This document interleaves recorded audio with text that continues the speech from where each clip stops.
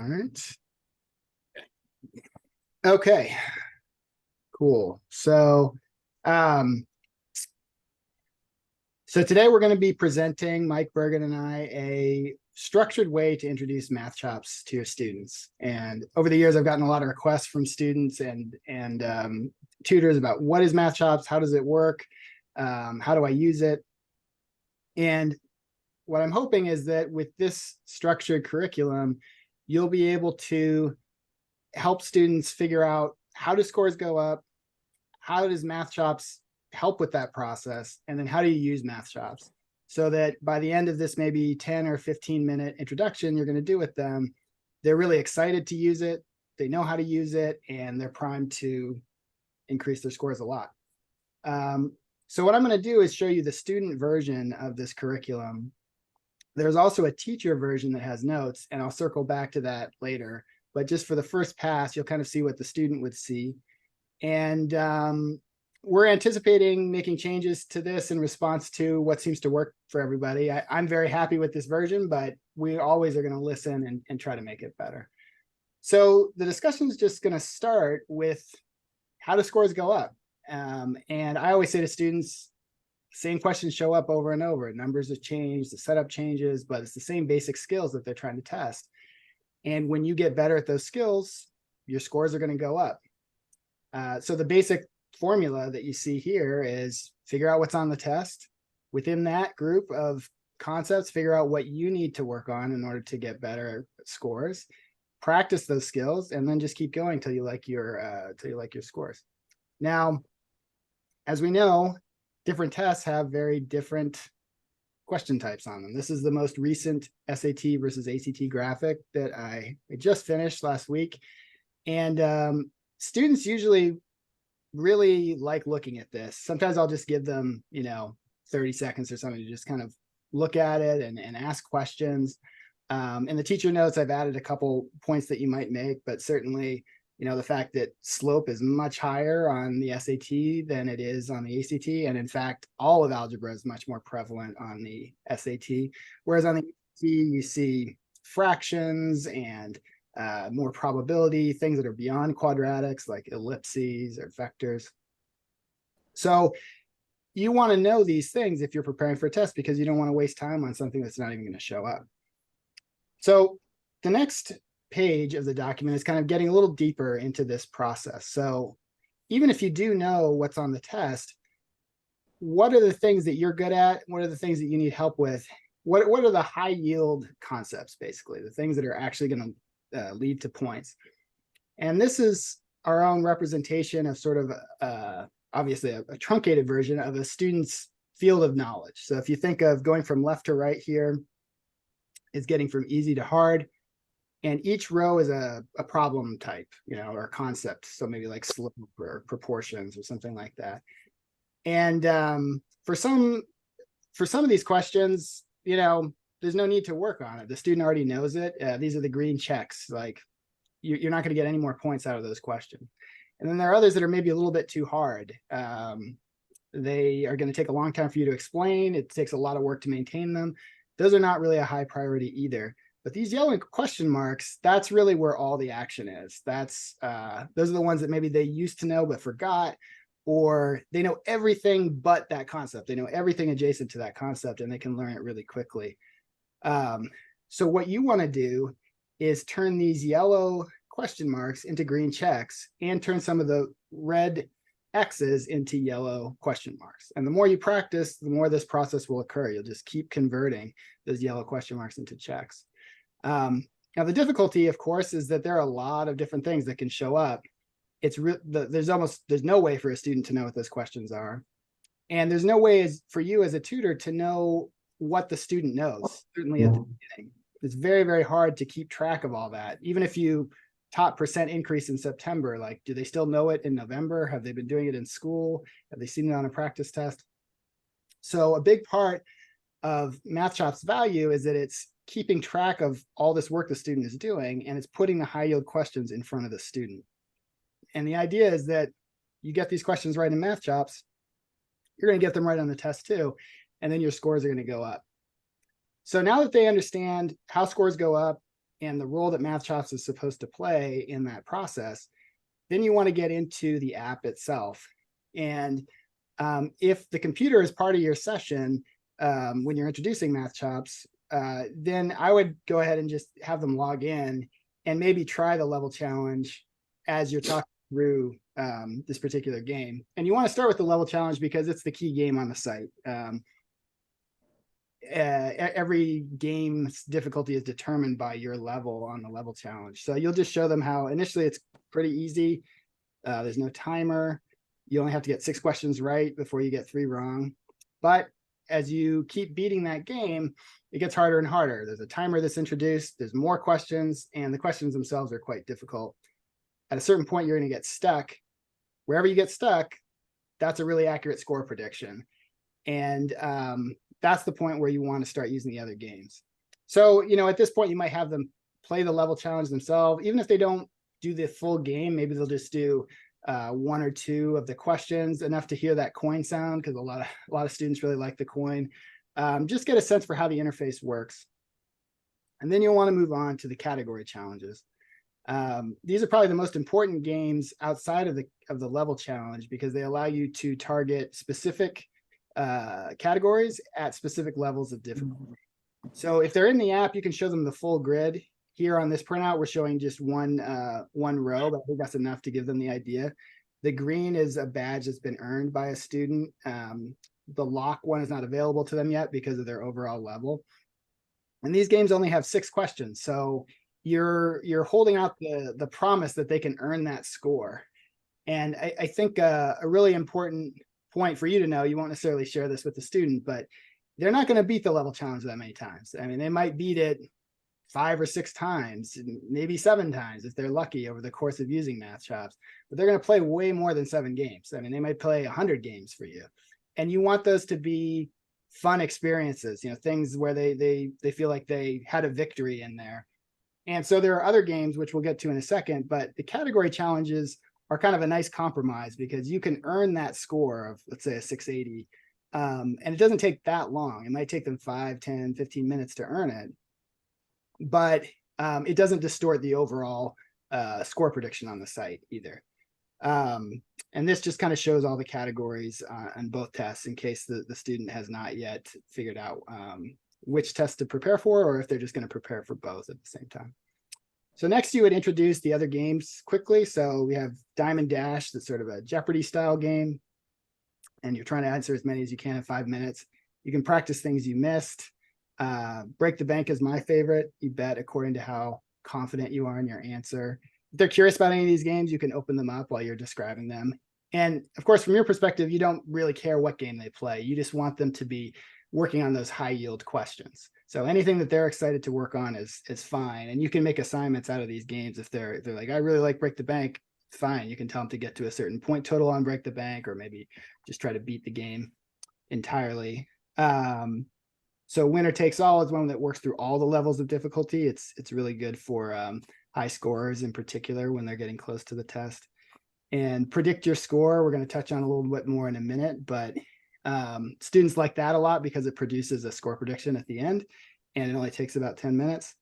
And then, with the custom quizzes, you can target any question you want, and you can also make it untimed. So at that point, they should have a pretty good understanding of what the app is like, how to use it. And then on their home screen, you're going to talk a little bit more about this onboarding checklist that you see here. This is going to be part of every new student's experience. It's right at the top of their screen, and it has 3 components. 2 of them we've already talked about. It's the level challenge and the category challenge badge. The one on top is a level setter, and it's the Predict Your Score game. Only the outcome of that game determines your level. So for example, if you have a really high performing student who's maybe getting 680 or something like that on the practice test, and they don't want to work through those lower levels, they can just play the level setter and jump up. And they're not obligated to play it. You don't see it here, but there is an X on the onboarding checklist. And if you get rid of it, then it'll just disappear. So then, you'll just kind of assign give the first assignment, which would most likely be to play the level setter. And you'll also want to just give them some best practices. So, practicing regularly, if you can get into a daily practice routine, doing at least 50 questions per week, you're really going to improve, sometimes more than they can even imagine themselves. Like they really 2 or 3 months later can be in a totally different position, or even a week later if they're going to do a lot of work. And push yourself. I think this is an important point too. Like, we do try to make the games fun, but it's still work. It's practice. Like you're going to struggle. You're going to be frustrated at times. Luckily, they have you to help as the tutor, so you can help them with the ones that they're getting stuck on, but it is going to require some grit at certain parts of the process. And then finally, you can do the Mathchops work a little bit. There are more diligent ways to do it, I guess I'd say. Like, if you don't want to just take a bunch of questions and never look at why you got it wrong, if you get something wrong, look at the explanations and star it if you're not really sure how to do it.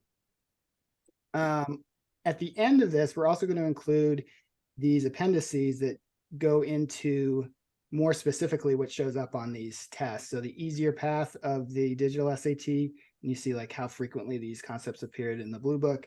And then also the harder path is on the right. And this could be something that you jump to right at the beginning when you're talking about SAT versus ACT, or you could show them at the end, or you can just save it for later in the process. And then we also have the similar one for the ACT, where we talk about how frequently they show up in different parts of the test. So, what shows up in the first 15 surprisingly does have some similarities to the last 15. There's lots of fractions in both, but you don't see a whole lot of logarithms in the first 15, for example. So there are some differences. And then just really quickly before I open it up for questions, there are also some teacher notes that I mentioned. So let's see. Oops. Can you guys see the full screen here?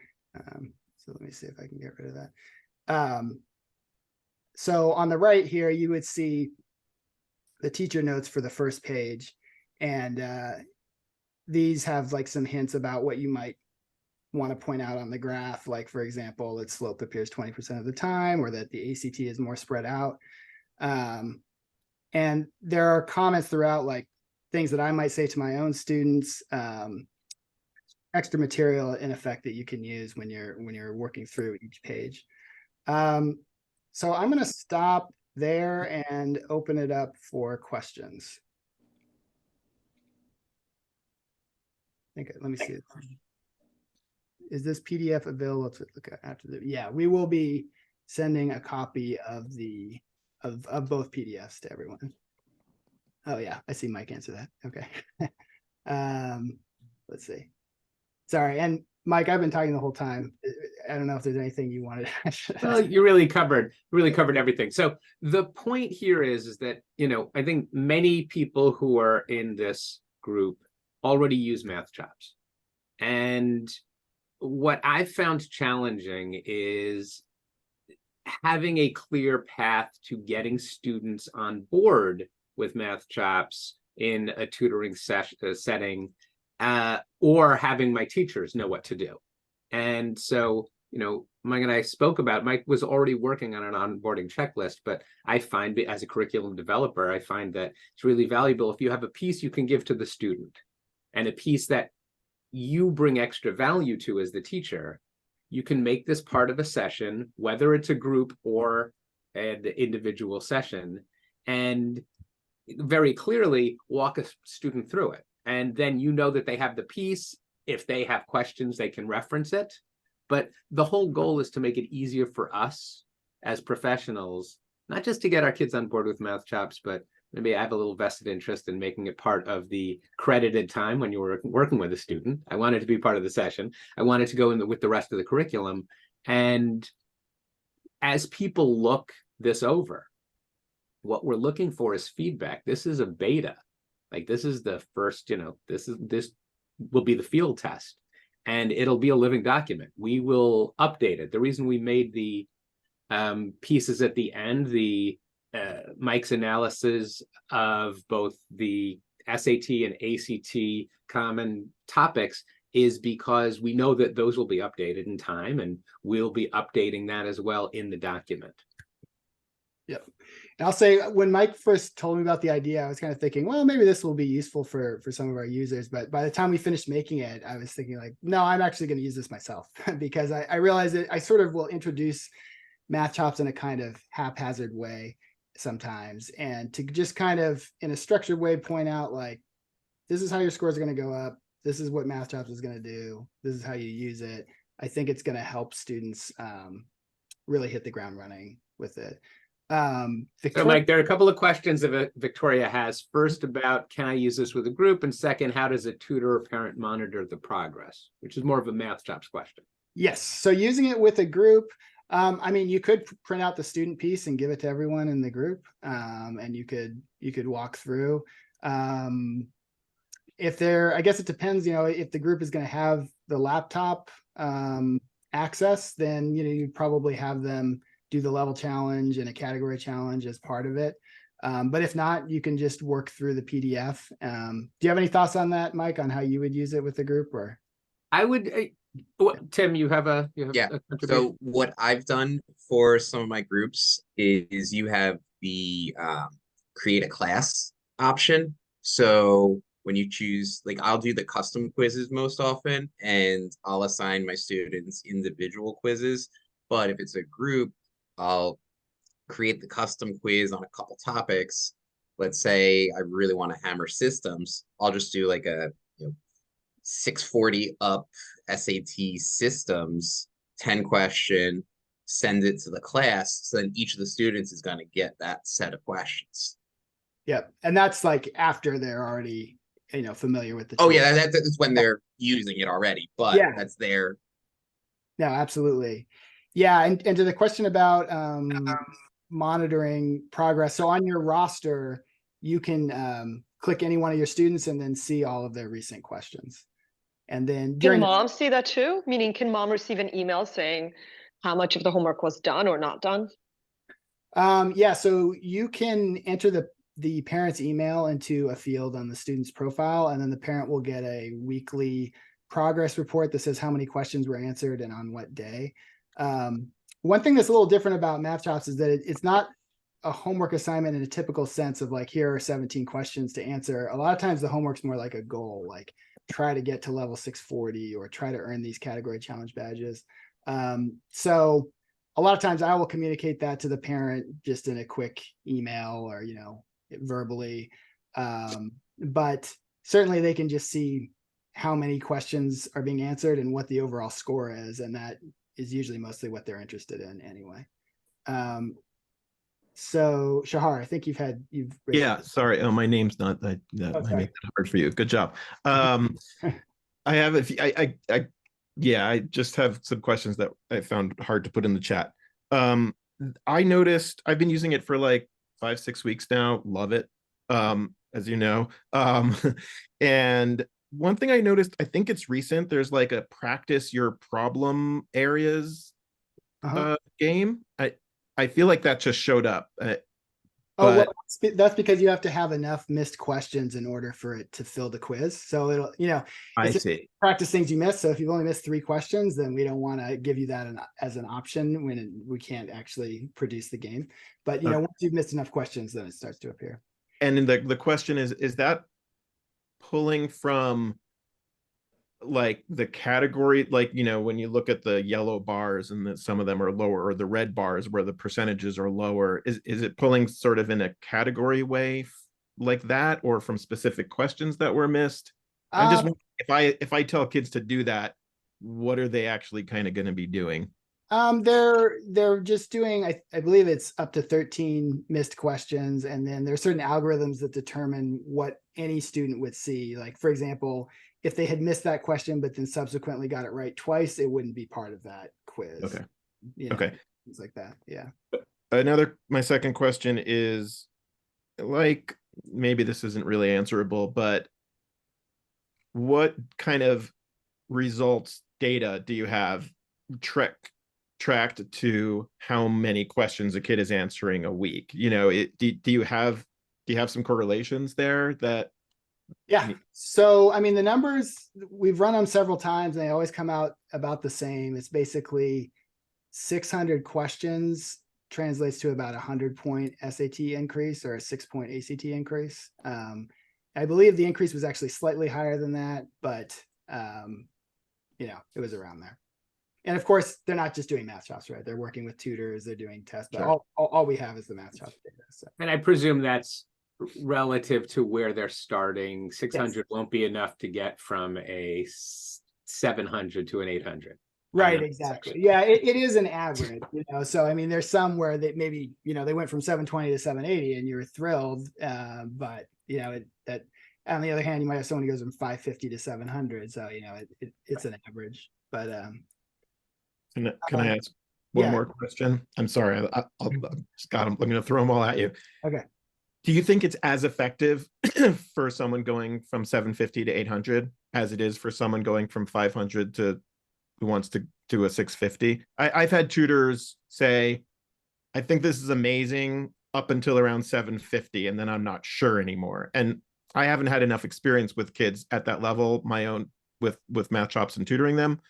So I can't answer them, but I'm curious if you have a thought on that. Yeah, it's a fair question. I mean, I guess my response would be, what resource is amazing for people going from 750 to 800? Because at that point, they miss one or two small questions and they're gonna drop right back down, right? So my feeling is, I think like all test prep, the sweet spot is like 500 to 700. Like that's where you see these incredible score increases. The closer you are to that range. When you get to the 700 plus, for me, it's just as valuable because I need absolutely every resource I can find for the 750 kid. Like I've had students who are like, I have a 790 on my verbal. I didn't like my last tutor because I only got a 730 on math. And you're like, what? And I want to get up to a 780, and I've done all the available practice tests. Like this happens to me every year, right? And so then it's like, okay, we're going to redo missed questions. We're going to have you retake that test that you took 8 months ago, but there's only so many things. So to have this source of questions where you might be able to find 17 things that they didn't know, I think it's valuable, but that's kind of a personal preference. Like, how do you value the 730 to the 780 versus the 550 to the 660 or something like that? Yeah. And I would say all the more valuable with the move to digital SAT and the relative dearth of practice tests. Yeah. I'm glad you feel that way. That's how I feel. I mean, I'm starting to work with digital SAT kids, and I have weeks where I'm just assigning Mathchops for math, and I'm not worried about burning, tests. But I know there are some Mathchops users in the group. If anybody wanted to share how they have been onboarding it or introducing it to students, or Tim, if you want to go ahead. I'll go. One of the things that I use in my initial presentation of it is I pull up the bars for one of my students who had done a lot of questions, and I'll present that to the student and say, look, doing those questions is going to give me this, and it's going to save you time because you're not going to have to do as many full-length sections or whatnot, and you'll be able to provide that information for me, and then I can create those custom quizzes. I can supplement with some CUDA sheets. I can supplement with some of my own problems, maybe my College Panda book, like all different places, but it allows me to target so much better. It also allows me to identify what's kind of the ceiling for that student and not really waste my time with, say, double completing the square for the equation of a circle to find the diameter. Like, sure. I'm not sweating something like that for a kid scoring in the 600s. Yeah. Feature I would like to see would be perhaps custom tagging. Mm-hmm. Because let's say I really want to hammer two-way tables. Right. Well, I choose the probability, and I've got to delete. And in terms of having, like, saving a quiz for reuse, maybe that would be an easier setting for you in the system, that if it were create a quiz for reuse, that achieves the custom tagging without anywhere near the same amount of coding that you'd be worrying about Right. on your end. Yeah, no, I do like that idea. And we want to move more towards being able to do more with the quizzes and even assigning games and things like that. Actually, I'm going to turn off the recording just for a second.